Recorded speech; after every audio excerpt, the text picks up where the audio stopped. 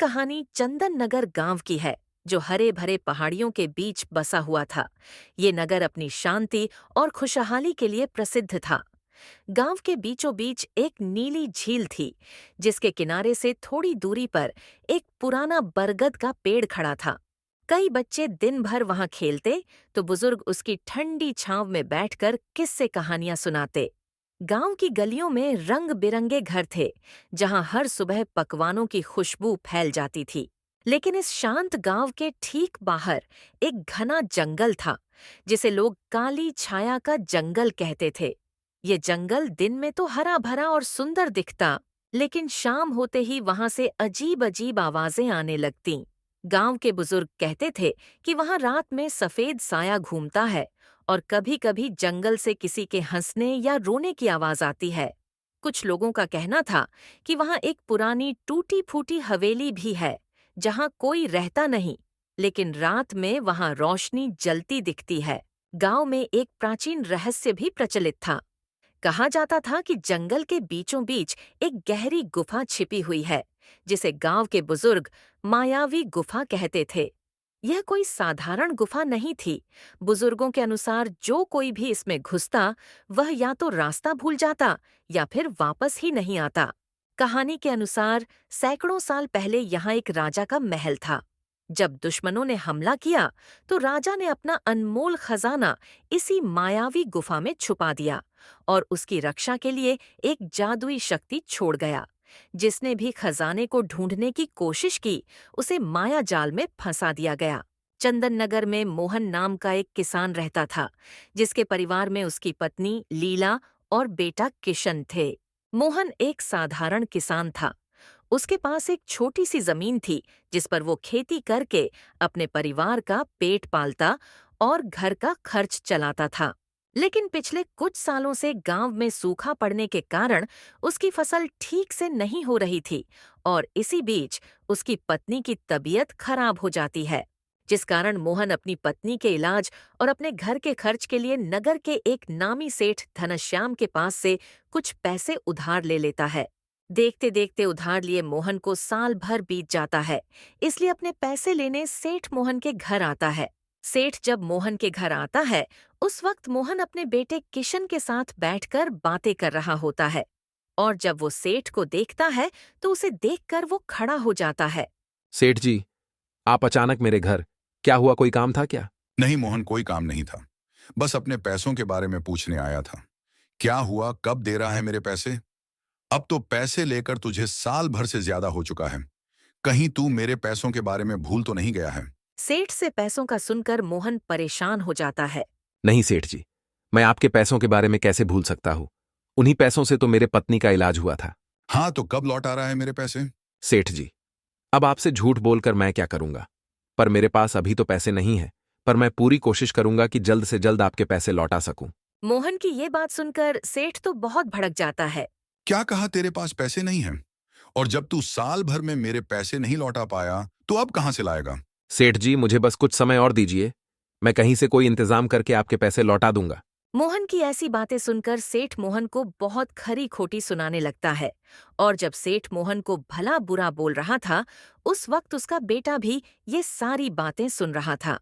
कुछ समय मोहन को चिल्लाने के बाद सेठ वहां से चला जाता है। उसके जाने के बाद मोहन का बेटा उससे कहता है, बाबा, क्या हम हमेशा गरीब ही रहेंगे? माँ की तबीयत भी ठीक नहीं रहती है, और अब सेठ भी अपने पैसों के लिए हमारे सिर पर चढ़ गए हैं। बेटा, मैं पूरी कोशिश कर रहा हूं, लेकिन हालात हमारे पक्ष में नहीं हैं। भगवान ने चाहा तो सब ठीक हो जाएगा। लेकिन बाबा, कब तक? मैं कुछ करना चाहता हूँ ताकि हमारी परेशानियां दूर हो सकें। किशन बचपन से ही बहुत जिज्ञासु और साहसी था। गांव के बुजुर्गों से उसने कई बार मायावी गुफा के बारे में सुना था। उसे याद आया कि लोग कहते थे, जो भी उस गुफा में गया, वो या तो खो गया या फिर लौटकर नहीं आया। लेकिन अगर कोई उस रहस्यमयी गुफा का रहस्य सुलझा ले, तो वहां छुपा खजाना उसे मिल सकता है। बाबा, मैं बचपन से गांव के पास जो जंगल है उसके बारे में बहुत कुछ सुनता आ रहा हूँ। कोई कहता है वहां नरभक्षी रहते हैं, कोई कहता है वहां भूतों का बसेरा है, तो कोई कहता है वहां कोई मायावी गुफा है जिसमें बहुत सारा खजाना है। तो क्यों ना पिताजी हम लोग वहां चलते हैं और उस खजाने को पा लेते हैं। फिर हम लोग भी सेठ की तरह अमीर बन जाएंगे और फिर आप सेठ से लिए कर्ज को भी चुका देना। किशन के मुंह से मायावी गुफा की बात सुनकर मोहन बहुत चौंक जाता है। बेटा, तुमने आज कह दिया है, लेकिन याद रखना, कभी भी जीवन में उस मायावी गुफा में जाने और उसके खजाने को ढूंढने की बात मत करना। तुम्हें अभी पता नहीं है, मैं जब छोटा था ना, तब से मेरे पिताजी मतलब तुम्हारे दादाजी भी मुझे उस मायावी गुफा में जाने से मना करते थे। वहां जाना मतलब अपनी मौत को निश्चित करना, समझे तुम? लेकिन पिताजी, जब सेठ जी आपको बेइज्जत करते हैं तो मुझे बिल्कुल भी अच्छा नहीं लगता है। मुझे लगता है कि मैं उस जंगल में जाऊं और वहां से खजाना लेकर आऊं और उस खजाने की मदद से सेठ जी को उनके कर्ज के पैसे लौटा दूं, ताकि वो आपको फिर से कभी बेइज्जत ना कर सके। बेटा, मैं तुम्हारे भावनाओं का सम्मान करता हूं, लेकिन बेटा, मेरे लिए तुम भी कोई खजाने से कम नहीं हो। अगर तुम मेरे पास हो तो मेरे पास सब कुछ है, और अगर तुम नहीं तो मेरे पास सब कुछ होने के बावजूद भी कुछ भी नहीं है। जब मुझे पता है कि उस गुफा में क्या है, तो मैं तुम्हें कैसे मौत के मुंह में ढकल दूं। इसलिए खबरदार, जो तुमने आज के बाद उस गुफा में जाने की भी सोची। मोहन की बात सुनकर किशन को बहुत बुरा लगता है और वो समझ जाता है कि उसके पिता सही कह रहे हैं। इसलिए वो अपना विचार छोड़ देता है। देखते देखते कुछ समय और बीत जाता है और अभी भी मोहन के पास इतने पैसे नहीं हो पाते हैं जिससे वो सेठ धनश्याम का कर्ज चुका सके। इस बीच सेठ धनश्याम फिर से अपने कर्ज के पैसे लेने मोहन के घर पहुंच जाता है। मोहन, ओ मोहन, कहाँ छुप कर बैठा है मेरे पैसे खाकर? बाहर निकल और मेरे पैसे मुझे वापस कर, नहीं तो तेरे साथ अच्छा नहीं होगा मोहन। सेठ धनश्याम के इतने जोर से चिल्लाने के कारण लीला अपने घर से बाहर निकलकर आ जाती है और बाहर आकर उसने देखा कि सेठ धनश्याम बहुत गुस्से में था। क्या हुआ सेठ जी? आप यूं इस तरह गुस्से में क्यों हो? क्या हुआ है आपको? ये बात मुझसे नहीं, अपने पति से पूछो। उसने मुझसे तुम्हारी बीमारी का बहाना करके पैसे लिए थे और उसने मुझसे कहा था कि मैं साल भर में पैसे लौटा दूंगा। लेकिन अब साल बीते महीना होने वाला है, पर मेरे पैसों का कुछ भी अता पता नहीं है। सेठ जी, उन्होंने बहाना नहीं बनाया था। मेरी तबीयत सच में खराब हो गई थी और अभी हमारी स्थिति सही नहीं है। हमारी फसल भी खराब हो गई है, जिस वजह से वो आपका कर्जा नहीं चुका सके। मैं ये सब नहीं जानता, मुझे तो मेरे पैसे चाहिए। इसलिए उससे कहना जल्द से जल्द मेरे पैसे लौटा दे, नहीं तो तुम्हें अपना ये घर मेरे नाम करके छोड़कर जाना होगा। सेठ धनश्याम लीला को खरी खोटी सुनाकर वहां से चला जाता है।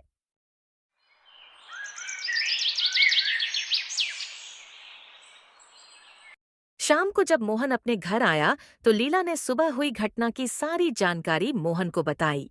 सुनिए जी, आज सुबह जब आप घर पर नहीं थे, तब सेठ जी आए थे। वह कह रहे थे कि पैसे नहीं दिए, बहुत समय हो गया है। अब जल्द से जल्द मेरा पैसा वापस कर दो, नहीं तो मैं तुम्हारे इस घर को अपने कब्जे में कर लूंगा। ऐसा कुछ भी नहीं होगा। मैं उस सेठ का सारा कर्जा चुका दूंगा, उसके बाद सब कुछ ठीक हो जाएगा और हमें कोई भी अपने घर से बाहर नहीं निकाल सकता है। मोहन के पास एक पुरानी बैलगाड़ी थी जिसे वो बेचना नहीं चाहता था क्योंकि वो उसके पिताजी की निशानी थी। लेकिन अब हालात इतने खराब हो गए थे कि उसे बैलगाड़ी बेचने का विचार करना पड़ा। आखिर वो करता भी क्या? गांव के सेठ धनश्याम, जो बहुत ही चालाक और निर्दयी थे, मोहन के कर्ज को और बढ़ाने की धमकी दे रहे थे। क्या हुआ जी, आपने कुछ सोचा कि नहीं? आप किस तरह से उस सेठ का कर्जा चुकाएंगे? अन्यथा आपको तो पता ही है हमारे साथ क्या होगा। तुम चिंता मत करो भाग्यवान, मैं शहर जाकर हमारे पास रखी हुई बैलगाड़ी को बेचकर आता हूं। उसके बाद जो पैसे मिलेंगे, हम उन पैसों को सेठ जी को दे देंगे और अपना कर्जा चुका देंगे। ये आप क्या कह रहे हो जी? वो बैलगाड़ी तो आपके पिताजी की आखिरी निशानी है, और आप उस आखिरी निशानी को भी बेच देंगे, तो फिर उसके बाद आपको बुरा नहीं लगेगा क्या? लगने दो बुरा, लेकिन इससे ज्यादा तो बुरा नहीं लगेगा ना कि हम लोग अपने घर से बाहर निकल जाएं। और वैसे भी बैलगाड़ी के लिए बैलों की जरूरत होती है, जो कि हमारे पास नहीं है। तो फिर तुम ही बताओ लीला, क्या करूंगा मैं बिना बैलों के इस बैलगाड़ी का? इसलिए मैं इसे बेच ही देता हूं। वो सब तो ठीक है, लेकिन एक बार फिर से सोच लीजिए। वो बैलगाड़ी आपके पिताजी की आखिरी निशानी है। क्या इसे बेचना सही होगा? लीला, हमारे पास और कोई चारा नहीं है। हमारे बेघर होने की नौबत आ गई है। मजबूरी इंसान को हर फैसला लेने पर मजबूर कर देती है। मोहन ने अपने बैलगाड़ी को बेचने का फैसला किया और अपने पड़ोसी से बैल लेकर अपने बैलगाड़ी को बेचने शहर की ओर चल पड़ा। मोहन बैलगाड़ी लेकर जब शहर पहुंचा तो वो एक दुकान के पास रुककर अपने बैलगाड़ी को बेचने लगा। सेठ जी, ये मेरी बैलगाड़ी है, इसे मुझे आपको बेचना है, तो क्या आप इसे खरीदेंगे और आप इसके कितने पैसे देंगे? देखो भाई, मैं तुमसे ये बैलगाड़ी खरीद तो लूंगा, लेकिन मैं तुम्हें इसके ज्यादा पैसे नहीं दे पाऊंगा, क्योंकि तुम्हारी ये बैलगाड़ी काफी ज्यादा पुरानी है। इसलिए मैं तुम्हें इसके केवल 500 रुपए ही दे पाऊंगा। अब भाई तुम सोच लो, तुम्हें ये बेचनी है या नहीं? मोहन ने अपने बैलगाड़ी की इतनी कम कीमत नहीं सोची थी जितनी उन सेठ जी ने उसे बताई थी, इसलिए वो अपने उदास मन से कहता है। ठीक है सेठ जी, जैसा आप कहो, मैं आपको अपनी ये बैलगाड़ी 500 में ही दे दूंगा। मोहन ने अपनी बैलगाड़ी उस दुकानदार को केवल 500 में ही बेच दी, लेकिन जो पैसे उसे मिले वो पैसे उसके कर्ज चुकाने और घर चलाने के लिए बहुत कम थे। लेकिन उसे जितने पैसे मिले वो उन पैसों को लेकर वापस अपने गांव लौट आया। वापस अपने गांव लौटने के बाद मोहन सबसे पहले सेठ धनश्याम के पास गया। सेठ जी, ये रहे आपके 500 रुपए, अभी आप इन्हें रख लीजिए, उसके बाद आपके बचे हुए 500 रुपए भी दे दूंगा जल्द ही। तुम क्या कह रहे हो? तुम होश में तो हो ना? मैं क्या यहाँ भलाई करने के लिए बैठा हूँ? क्या मैं तुम्हें पैसे यूं ही दे दूंगा? मैंने जो पैसे तुम्हें दिए थे वो मैंने तुम्हें ब्याज पर दिए थे, समझे तुम? और अभी जो तुमने 500 रुपए दिए हैं वो तो सिर्फ साल भर का ब्याज है। अब तुम मुझे ये बताओ कि तुम मेरे नकद पैसे कब दे रहे हो? सेठ जी, ये आप क्या कह रहे हैं? मैंने जैसे तैसे करके ये पैसे इकट्ठा किए थे और आपने इन्हें ब्याज के रूप में रख लिए। अब सेठ जी आप ही बताइए, मैं इतने कम समय में कहां से लाऊंगा 1000 रुपए? सेठ जी, आप मुझ पर थोड़ा तो रहम कीजिए। जब तुम लोग पैसे चुका नहीं सकते हो तो कर्ज लेते ही क्यों हो? जब कर्ज चाहिए था तब तो पैसे मांगने चले आते हो, और जब पैसे लौटाने की बारी आई तो बहाने बनाने लगे हो। कान खोलकर सुन लो, मोहन, मुझे मेरे पैसे जल्द ही लौटा देना, नहीं तो तुम्हारे लिए अच्छा नहीं होगा। तुम तो जानते ही हो ना कि राजा जी के साथ मेरा उठना बैठना है। सेठ धनश्याम से बेइज्जत होकर मोहन अपने घर की ओर चल पड़ा। जब मोहन अपने घर लौटा तब उसकी पत्नी लीला ने उससे कहा। क्या हुआ जी? क्या हमें बैलगाड़ी के अच्छे दाम मिले हैं? और क्या आप उस सेठ का कर्जा चुका आए? लीला की इतनी बात सुनकर मोहन की आंखों में आंसू आ गए और वो रोने लगा और उसने रोते रोते लीला से कहा। मैंने अपनी सबसे प्यारी चीज बेच दी और मुझे उसके बदले इतने भी पैसे नहीं मिले कि मैं उसे बेचने के बाद भी अपना कर्ज चुका सकूं। जब मैं सेठ जी के पास गया तो मैंने उन्हें 500 रुपए दिए जो मुझे बैलगाड़ी बेचने के बाद मिले थे, लेकिन उस सेठ धनश्याम ने उन पैसों को भी रख लिया और मुझे बहुत बेइज्जत भी किया और मुझसे कहा कि जो तुमने मुझसे पैसे लिए थे ये 500 रुपए उसके ब्याज है और जल्दी से मेरे पैसे नहीं चुकाए तो अच्छा नहीं होगा। जब मोहन और लीला आपस में बातें कर रहे होते हैं तब बगल वाले कमरे में मौजूद किशन भी वह सारी बातें सुन रहा होता है। अपने पिता से ऐसी बातें सुनकर किशन बहुत दुखी हो जाता है। इसी तरह कुछ समय और बीत जाता है। फिर एक दिन जब मोहन और किशन खाना खाने के लिए बैठे हुए थे। अरे सुनती हो भाग्यवान, हम लोग खाने के लिए बैठ गए हैं, अब तुम जल्दी से हम लोगों के लिए खाना ला दो। मोहन की बात सुनकर लीला रसोई घर से बाहर निकल कर आई और उसने मोहन से कहा। सुनिए जी, घर में खाने के लिए कुछ भी नहीं है, जिस वजह से मैंने खाने के लिए कुछ भी नहीं बनाया। अगर आप घर के लिए राशन ला दोगे तो मैं कुछ बना दूंगी। खाने के लिए अभी केवल 2 ही रोटी बची है, और वो भी किशन के लिए रखी है, जब वो विद्यालय जाएगा उसके लिए। मैं क्या करूं भाग्यवान, मैं कई दिनों से काम की तलाश कर रहा हूं, किंतु मुझे कोई भी किसी भी प्रकार का काम ही नहीं दे रहा है, जिसकी वजह से मैं घर का राशन नहीं ला पा रहा हूं। लेकिन ठीक है भाग्यवान, मैं आज फिर से जाता हूं और लाता हूं घर के लिए कहीं से राशन। किशन अपने माता पिता की मजबूरी को देखकर बहुत दुखी होता है और वो फैसला करता है कि आज वो दोपहर के समय उस मायावी गुफा को ढूंढने जाएगा और वहां से खजाना ढूंढकर लाएगा। फिर दोपहर के समय किशन ऐसा ही करता है। वो बिना किसी को बताए गांव के बाहर वाले जंगल में पहुंच जाता है। कुछ देर तक चलते चलते वो बहुत थक जाता है। हे भगवान, मैं तो बहुत थक गया चलते चलते, और अब तो बहुत जोर की भूख भी लग गई है। अब मैं कोई अच्छी सी जगह देखकर पहले अपने साथ लाए रोटी खा लेता हूँ, फिर गुफा की तलाश करता हूँ। किशन खुद से बातें करते करते कुछ देर और चला ही था कि तभी उसे कुछ दूरी पर एक विशाल पेड़ दिखाई देता है। वो उस पेड़ के पास जाता है और उस पेड़ के नीचे जाकर बैठ जाता है और खाने के लिए जैसे ही भोजन निकाल रहा होता है, तभी उसके सामने एक तेज रोशनी प्रकट होती है और उसी रोशनी से एक डरावना सा दिखने वाला राक्षस उसके सामने आया। किशन ने जैसे ही उस डरावने राक्षस को देखा, उसकी सांसें थम गईं, उसका शरीर कांपने लगा, लेकिन उसने खुद को संभाला और धीरे धीरे पीछे हटने लगा। ठहरो बालक, तुम कौन हो और इस जंगल में क्या कर रहे हो? मैं किशन हूँ, चंदन नगर से आया हूँ। चंदन नगर से? बहुत दिनों बाद किसी को जंगल के इतने भीतर कदम रखे देखा है, लेकिन तुम यहाँ क्यों आए हो? किशन को समझ नहीं आ रहा था कि उसे सच बोलना चाहिए या नहीं, लेकिन उसने हिम्मत जुटाई और कहा, मैं मायावी गुफा की खोज में आया हूँ।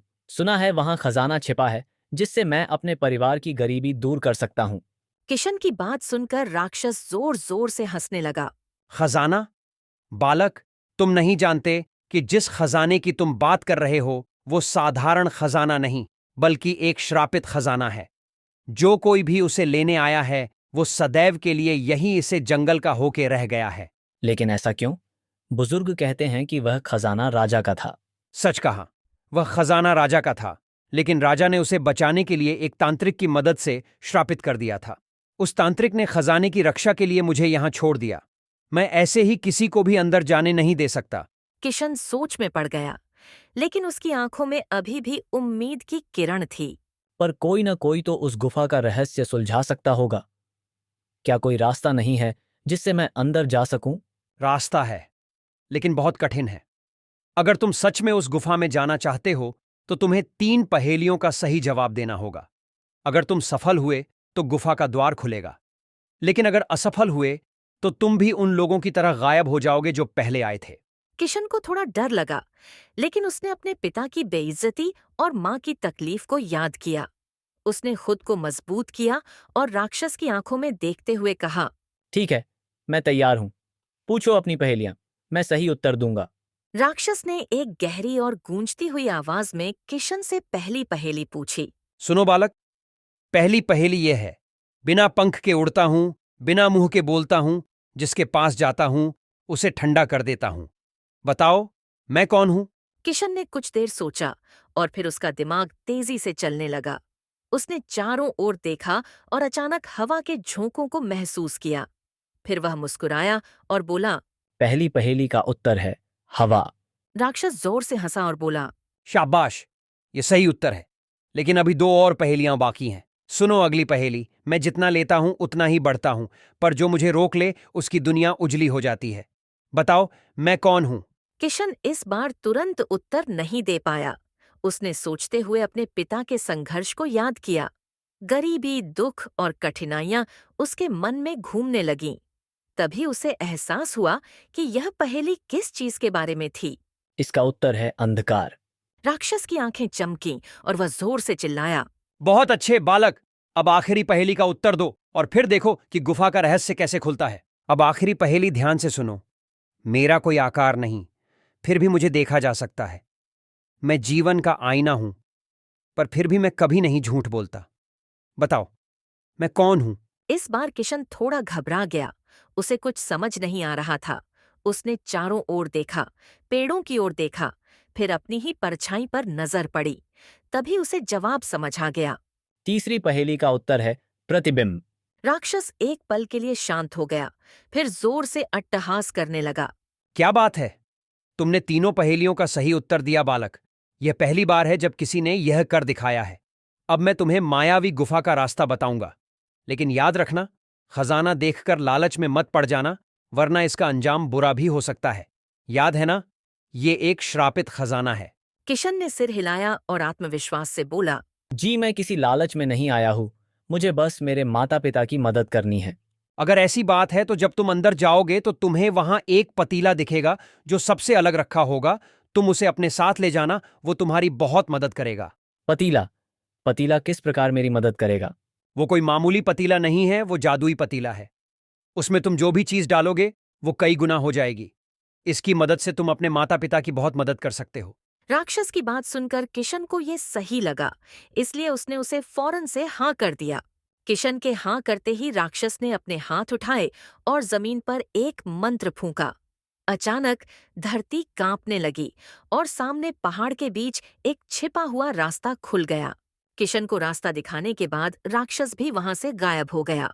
राक्षस के गायब होने के बाद किशन ने गहरी सांस ली और धीरे धीरे उस मायावी गुफा के अंदर चला गया। किशन जब गुफा के अंदर पहुंचा तो उसने वहां बहुत सारा खजाना देखा। इतना सारा खजाना देखकर किशन की आंखें खुली की खुली रह गई। तो गांव के बड़े बुजुर्ग सही ही कहते थे, यहाँ इतना खजाना है कि पूरे गांव की पीढ़ियां खत्म हो जाएंगी, पर यह खत्म नहीं होगा। पर मुझे राक्षस की बात याद रखनी होगी, आखिर ये है तो श्रापित खजाना, कहीं इसकी वजह से कोई बड़ी परेशानी ना खड़ी हो जाए। मैं चुपचाप वो जादुई पतीला लेकर यहाँ से चला जाता हूँ।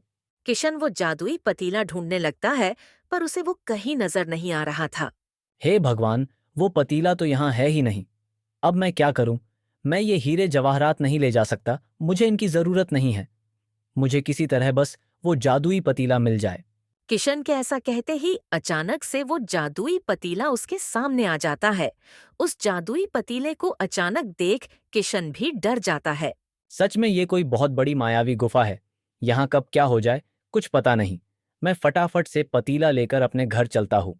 कुछ देर बाद किशन वो जादुई पतीला लेकर अपने घर पहुंच जाता है और घर पहुंचकर वो सबसे पहले अपनी माँ को आवाज लगाता है। माँ देखो मैं क्या लाया हूँ, जल्दी से यहाँ आओ। किशन की आवाज सुनकर लीला बगल वाले कमरे से वहां आ जाती है। ये किसका पतीला उठा लाए किशन बेटा? माँ किसी से कहना मत, ये कोई मामूली पतीला नहीं है, ये एक जादुई पतीला है। मैं इसे उस मायावी गुफा से लेकर आया हूँ। मायावी गुफा की बात सुनकर लीला तो बहुत डर जाती है। क्या कहा मायावी गुफा? तुम वहां क्यों गए थे? तुम्हें पता है ना, वो बहुत खतरनाक जगह है। अगर तुमको कुछ हो जाता तो? नहीं माँ, मुझे कुछ नहीं होता, और तुम अब वो सब छोड़ो और मुझे रसोई घर से गेहूं का दाना ला कर दो, मैं तुम्हें इसका जादू दिखाता हूँ। किशन की बात सुनकर लीला फौरन वहां से रसोई घर में चली जाती है और रसोई घर से गेहूं का दाना लाकर लीला उसे उस पतीले में डाल देती है। गेहूं का दाना डालने के कुछ ही देर में वो पतीला पूरी तरह से गेहूं के दानों से भर जाता है। जादुई पतीले का जादू देखकर लीला पूरी तरह से दंग रह जाती है।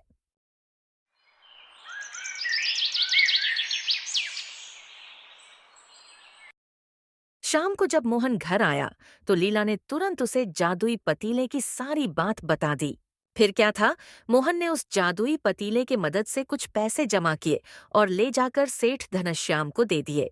दोस्तों, ये कहानी हमें सिखाती है कि हिम्मत, धैर्य और समझदारी से हर समस्या का हल निकाला जा सकता है, लेकिन लालच और जल्दबाजी हमें संकट में डाल सकती है।